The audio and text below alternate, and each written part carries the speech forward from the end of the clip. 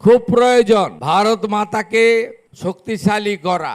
আমরা খুব কষ্ট লাগে যখন দেখি কলকাতার রাস্তায় আজাদি আজাদি। কিসের আজাদি ভাই? আপনি কলকাতার রাস্তায় কাশ্মীর মাঙ্গে আজাদি লিখবেন, এ খুব পীড়াদায়ক। সেন্টার ফর এক্সিলেন্স যাদবপুর বিশ্ববিদ্যালয় গর্বের, সেখানে কলা বিভাগের দেওয়ালে লিখবেন রেড স্যালুট কিষাণজি। কিষাণজি কে?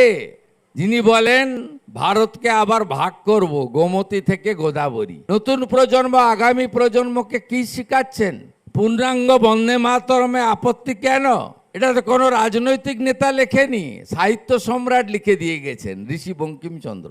আমাদের পাশে যারা শত্রু আছেন, প্রতিবেশী, ওদের তো আমরা আমাদের ক্ষমতা বুঝিয়ে দিয়েছি, ভবিষ্যতেও বোঝাবো।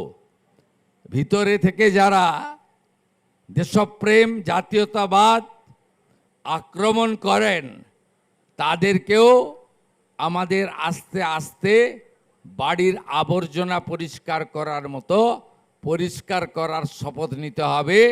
যাদবপুর সবসময়তে একটা ভারত বিরোধিতার সেন্টিমেন্ট তুলে ধরেছে, বিগত দিনে আমরা দেখেছি।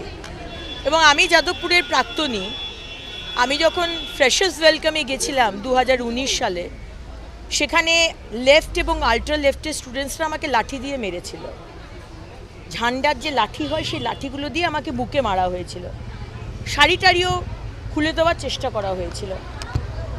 তো আমরা এই রকম একটা পরিবেশ থেকে বেরিয়ে আসতে চাই। ভারত বিরোধী সেন্টিমেন্ট উস্কানো হবে। যে ন্যাশনালিস্ট যাদবপুর, যে স্বাধীনতার সময় থেকে যে যাদবপুরকে আমরা দেখেছি, সেই যাদবপুরকে আমরা ফিরে পেতে চাই। বিগত বছরে সরকারগুলো এই স্টুডেন্টসগুলোকে ব্রেন ওয়াশ করে তাদেরকে বিপথে চালনা করেছে। আমরা চাই ইউনিভার্সিটির মধ্যে কোনো রাজনীতি হবে না।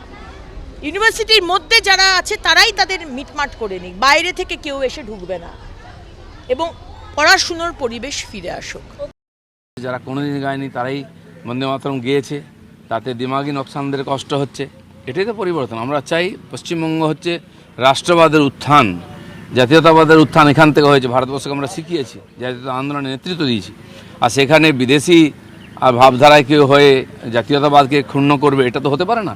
সেজন্য যাদবপুর আর পশ্চিমবঙ্গ আবার ভারতকে নেতৃত্ব দেবে রাষ্ট্রবাদের মাধ্যমে।